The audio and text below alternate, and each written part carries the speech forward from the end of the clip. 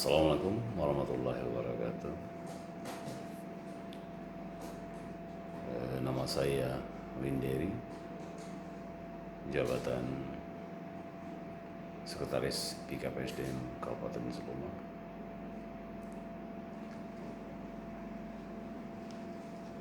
Di sini saya akan coba menjelaskan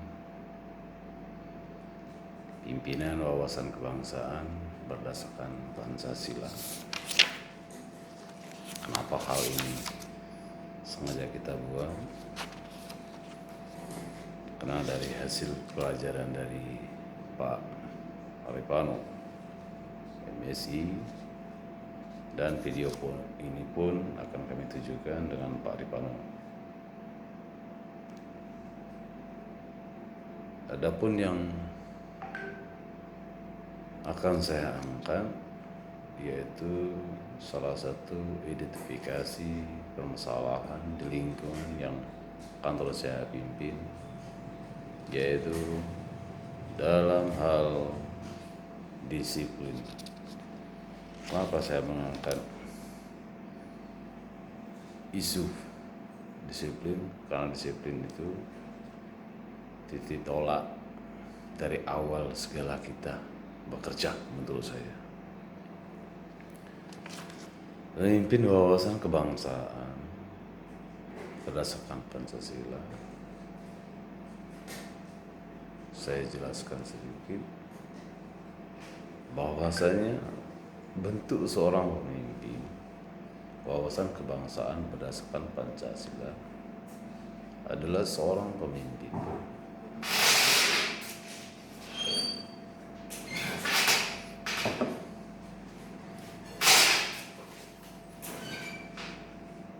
yang bisa menjalankan suatu amanah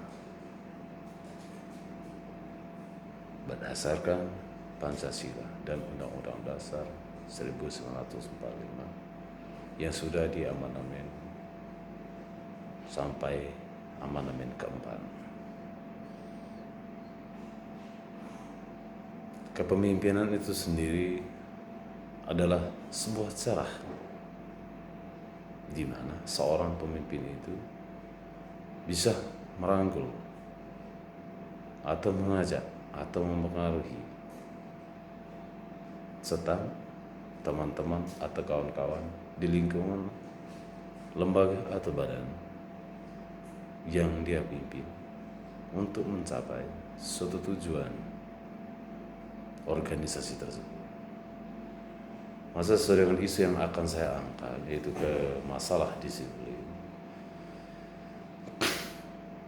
Yang pertama sekali yang kita tekankan itu masalah disiplin, kehadiran dalam hal apel pagi sesuai dengan yang diinstruksikan atau yang diperintahkan oleh jajaran pemerintah Kabupaten Sleman, bahwasanya apel pagi itu dilaksanakan 7.30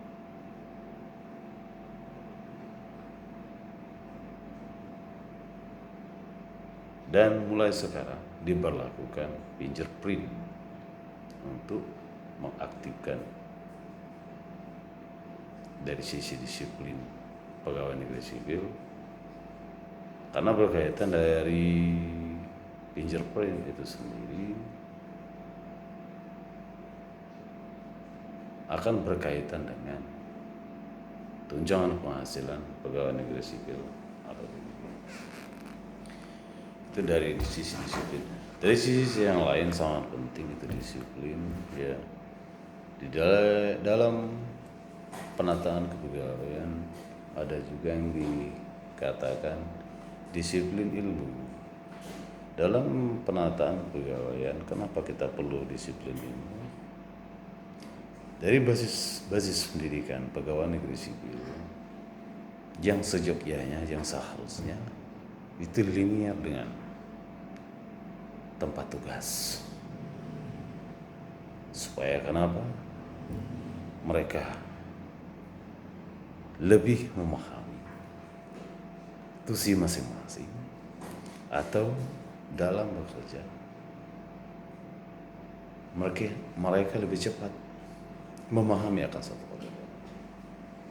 Dari sisi yang lain, disiplin pegawai dari perilaku, cara berpakaian, etika, adab, dan lain-lain. Adapun tindak lanjut dari disiplin, itu yang saya terobos. Salah satu inovasi, saya bikin grup WA yang berdasarkan edaran Pak Sekda. Itu grup TU seluruh OPD atau instansi yang ada di pemerintah Kabupaten Seluma, yang induknya diakomodir oleh BKPSDM. Apapun yang diminta di dalam grup TU itu yang untuk dilaporkan, foto pelaksanaan apel dan absensi yang sudah ditandatangani oleh peserta OPD dan diketahui oleh kepala OPD atau yang berkewenangan. Dari sisi yang lain, disiplin laporan hasil pekerjaan itu pun sudah saya berikan atau sampaikan surat edaran berdasarkan kebutuhan BKPSDM sendiri dan kebutuhan yang bersangkutan sendiri. Itu namanya sasaran kinerja pegawai di tahun 2021. Setiap pejabat, setiap pegawai, setiap PNS itu wajib menyampaikan sasaran kinerja pegawai atau yang sering disimpan dengan iskopi.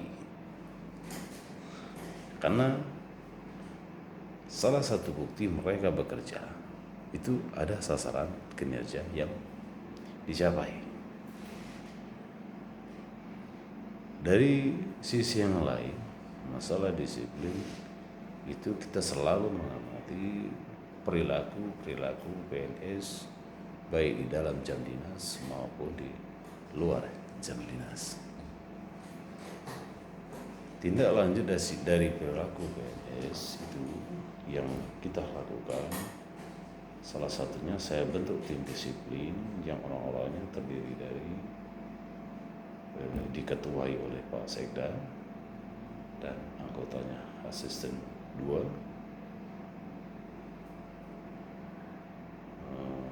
sekretaris BKPSDM, anggota inspektorat, badan kepegawaian, badan keuangan daerah, terus instansi-instansi yang terlibat dalam kasus disiplin itu sendiri, misalnya dinas kesehatan, juga misalnya Dispora, ada PNS yang Dispora yang juga ikut tersandung kasus disiplin dalam hal perilaku tersebut. Cara penyelesaian disiplin yang berkaitan dengan perilaku PNS di luar jam dinas itu kita menyerap aspirasi baik dari teman-teman, wartawan, LSM, dan sebagainya. Ketika ada isu, maka langsung kita tindak lanjuti dengan mengadakan rapat untuk menyikapi hal itu. Mungkin itu saja sekilas tugas dan fungsi saya. Yang isu yang saya angkat itu tadi mudah-mudahan bisa menjadi pencerahan bagi saya dan teman-teman sekalian, dan kepada Pak narasumber WI Pak Pano, saya ucapkan terima kasih atas pencerahannya. Hanya ini saja yang bisa sampaikan. Lebih dan kurang saya mohon maaf. Assalamualaikum warahmatullahi wabarakatuh.